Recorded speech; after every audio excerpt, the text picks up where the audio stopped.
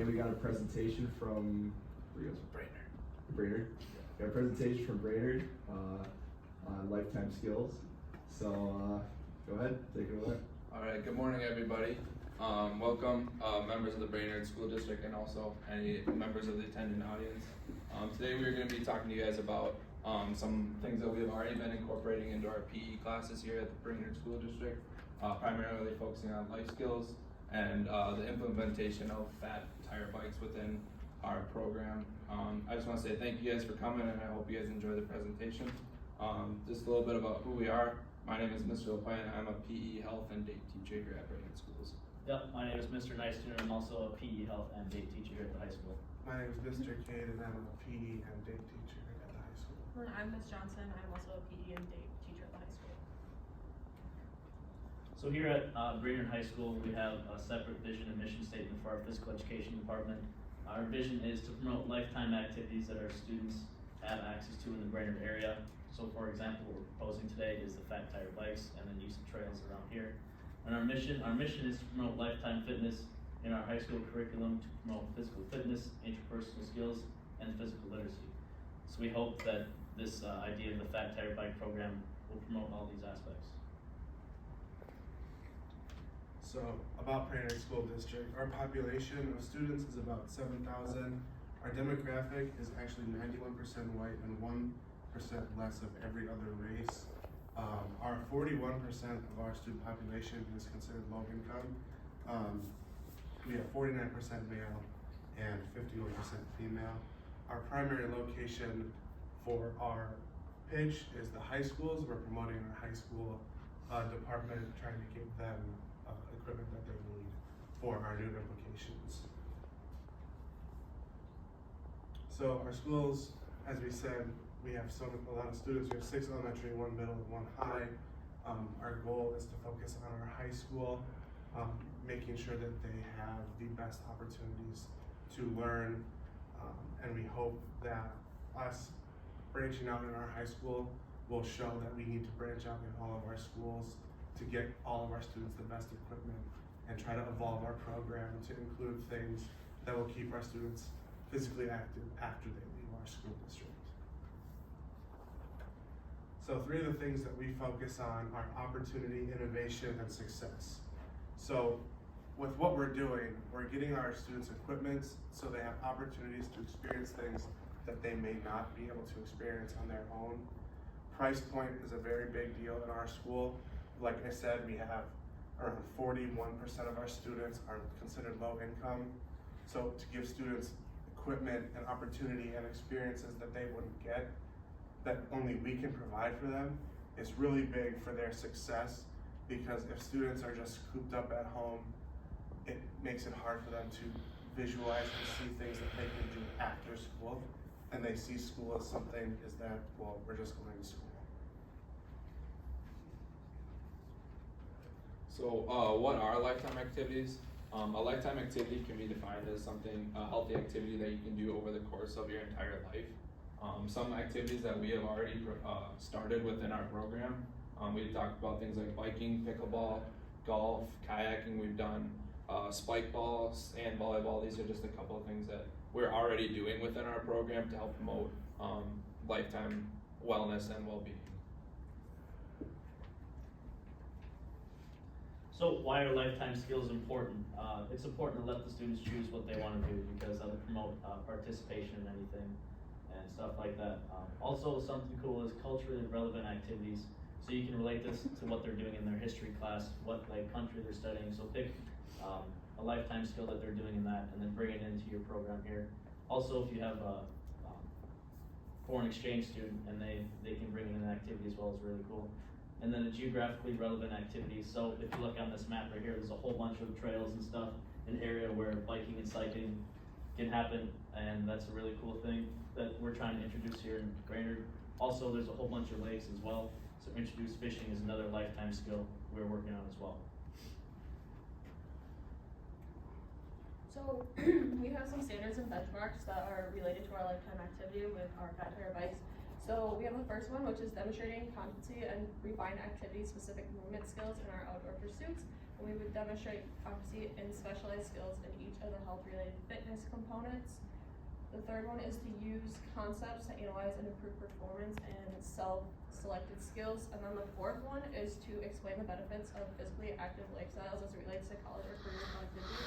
Like we stated, we're already doing lifetime activities such as like pickleball or kayaking, but the students don't know the standards and benchmarks or like the lifetime skill related to biking. So it's a good way for us to incorporate a new lifetime activity that they can do outside of school. So here we have more relation to physical education and then standards. So we have the different standards for the national PE, and then we're gonna go through the cycling or biking examples here. So students demonstrate the ability to ride in a pace line and use the correct hand signals for debris, slow, stop, right and left turns. Students identify basic biomechanical principles of cycling related to power, ascents, descents, and braking. Students are physically active while cycling during class. Students can describe how cycling benefits health-related physical fitness. Students demonstrate respect for other cyclists and drivers by obeying traffic laws, including using correct hand signals. And students express what they value about being physically active, including what they derive from cycling. So this is really cool.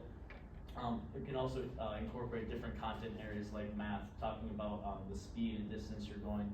Geography is another one where you can map out where you're gonna bike for that day and things like that. Another thing that we also think is really cool is introduce like a buddy system.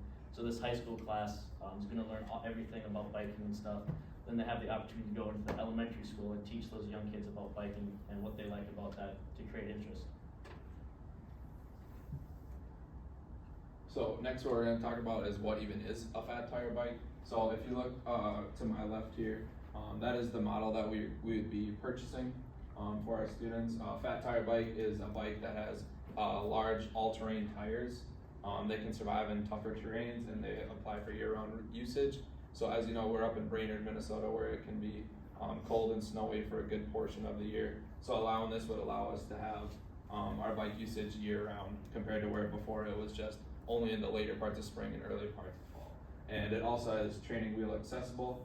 So if a student does not know how to ride a bike, we can introduce them to it and apply the training wheels onto the bike, so then we can help teach them how to ride a bike.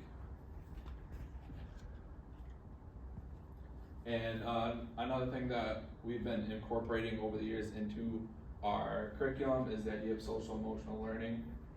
We've been primarily focusing on these 5 aspects right here, which is self-awareness. So what we have been teaching is, what we will be teaching with our bikes will be the awareness of their strengths and weaknesses while riding bikes. Self-management, how to act and apply yourself on the trails and with other people that are on the trails.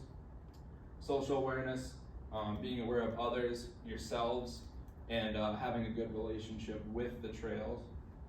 Relationship skills, just talking about communication with others and also being able to communicate with your instructor or your guide while on the trail. And then responsible skills, being able to be safe and use your equipment safely, and following trail etiquette, as well as decision making, which is making smart decisions while you're on the trail. So, as Carson previously stated, we do have like buddy systems and other different activities that we're going to be doing. So following these things allow you to have great deals of success. So when you're looking at the SEL wheel, like I said, we've been focusing on these 5 things, but everything around it is also going into what we're teaching. So what we're teaching in the classroom, how the rest of the school is going, families and outside members, and the entire community plays a part in our SEL learning. So, you may look at our budget and say, we're trying to get 40 bikes, which will cost us about $40,000, and we're gonna start with 3 sets of training wheels, and that'll take us up to $40,600. You may look at that and go, why are we paying that much for bikes? When we look at it, students need decent equipment that can last them, because we don't wanna be purchasing more equipment in the next 2-3 years. We want our equipment to last. And if you look, the price point is $1,000 a bike. Our students with that 41% of low income don't have that access point for themselves. Most of the other lifetime activities that we are pitching have a lower rate of entry or cost of entry. Like a student can go and purchase something to continue doing it. Whereas with the fat tire biking, a student, like a lot of our students don't have the opportunity to be like, hey, outside of school, I also like to do this. So we have to give them nice equipment so they get the best experience as they can. So maybe that's something that they're willing to proceed doing. And as you guys know, in Minnesota, our governor is very for helping our students. He just passed the law of where students no longer have to pay for school lunches.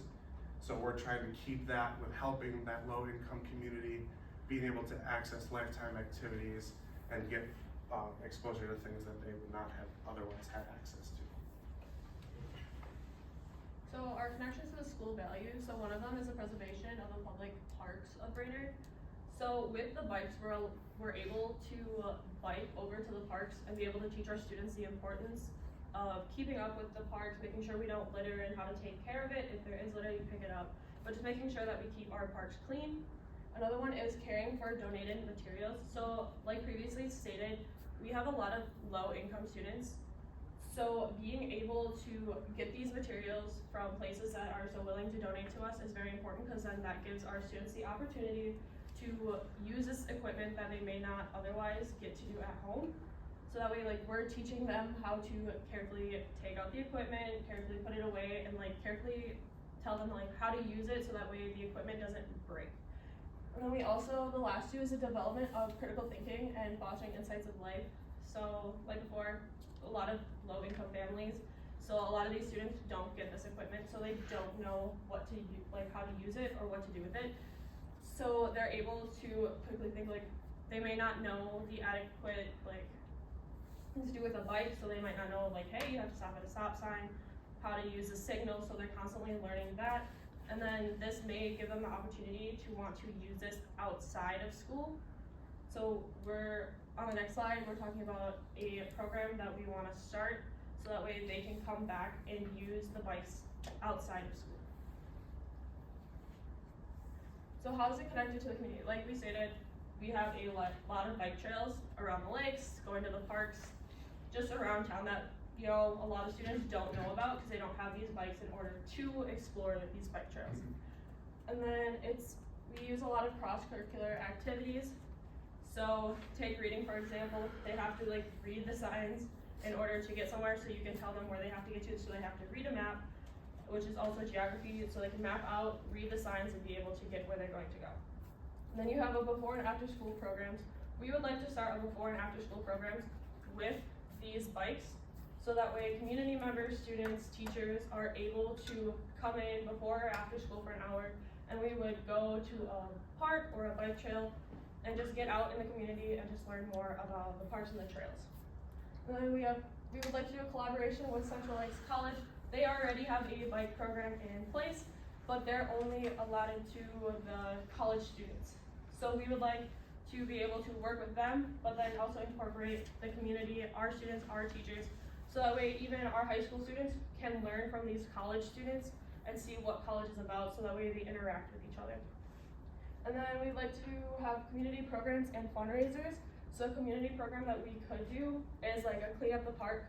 So once a week or once every 2 weeks, we could get together, go to a local park, and just spend an hour cleaning that park for that time to make sure we're keeping our community clean. And then a fundraiser could be like a 5K or a 10K bike ride, where people of the community, school members, or people even from adjoining communities around can come in and do this bike race. And then all the fundraising would more likely go to new equipment for our students, so that way we could possibly create more programs for outside of school activities for our students to come and do. Do you have any questions from the school board? One question I have, prior to using the bikes, do you guys plan on having like a bike safety lesson? Yeah, I can take this. Yeah, so the question that was stated was before we actually send these kids out on just on the bikes pretty much, will we be providing any sort of training for them? And yes, we will be.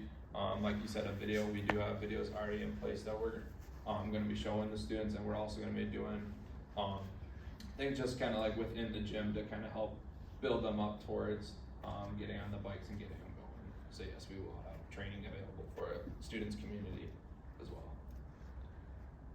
I have a question. So, I remember you guys talking about you guys wanting the students to, bike outside of school.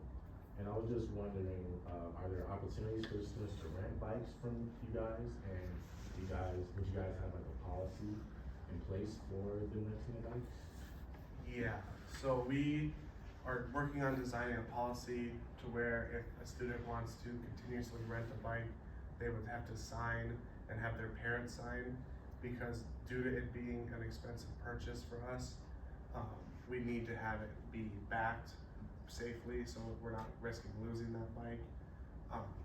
But yeah, we would have something in place to where we have a whole system that would protect our bikes and protect the students while they're out on those bikes.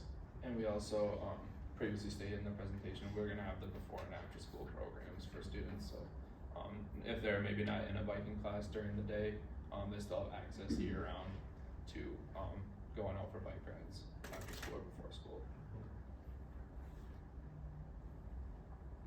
Do you guys have any other equipment to provide safety, like, and do you need helmets as well? And if, and also do you need any other type of equipment, like shoulder pads or knee pads or anything?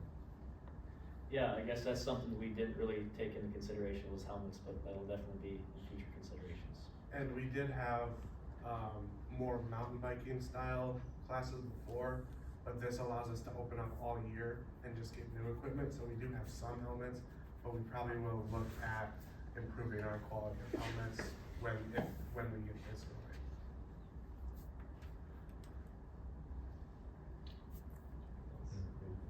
Alright, audience? My child is visually impaired. How will you accommodate the trails so she doesn't get lost?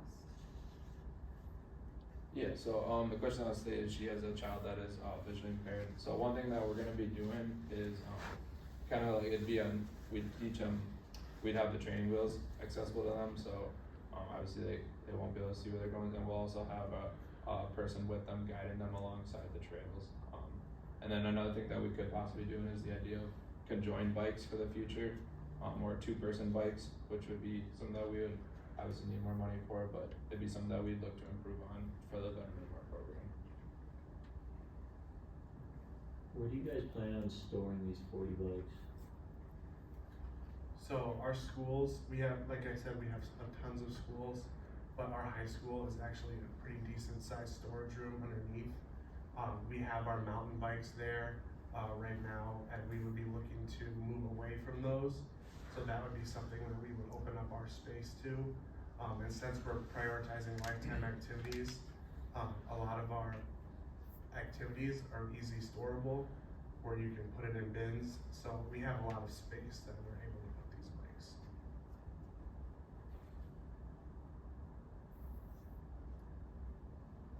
My family is avid Fat Tire bike family, and he has his own custom bike. So, would he be able to bring this and use that since we spent so much money on it? Yeah. Of course, yeah, we would love for them to be able to show and be able to explain to other students why they're so passionate about Fat Tire biking. I think also on top of that, if he is feeling comfortable with using that Fat Tire bike, we're not gonna say no to him. And if he's able to bring in his own, that means there's more students getting the opportunity to get a bike, seeing as we're only limited to 40.